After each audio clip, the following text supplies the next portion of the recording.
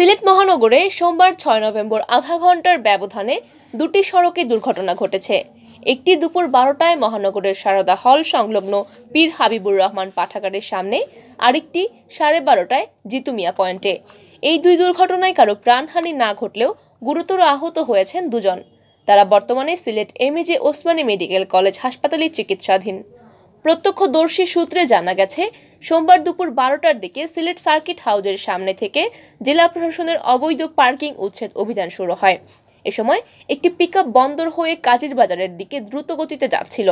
সারদা হল সংলগ্ন পীর হাবিবুর রহমান পাঠাগারের সামনে গেলে বিপরীত দিক থেকে আসা একটি সিএনজি চালিত অটোরিকশাকে ধাক্কা দেয়। এ সময় অটোরিকশাটি দুমড়ে মুচড়ে যায়।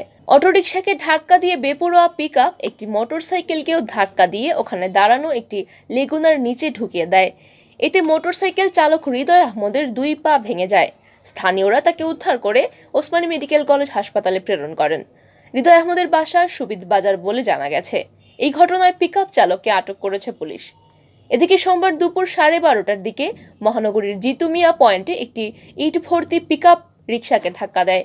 এতে রিকশা চালক গুরুতর আহত হন। রিপন মিয়া নামের এই রিকশা চালকের অবস্থা আশঙ্কাজনক বলে জানিয়েছেন প্রত্যক্ষদর্শীরা। জানা যায়, ইট ভর্তি পিকআপটি দক্ষিণ সুরমার তেতলিতে যাচ্ছিল। জিতু মিয়ার পয়েন্ট দিয়ে যাওয়ার সময় লামাবাজারের দিকে যাওয়া একটি রিকশাকে চাপা দেয়। এ সময় রিকশা চালক রিপন গুরুতর আহত হন।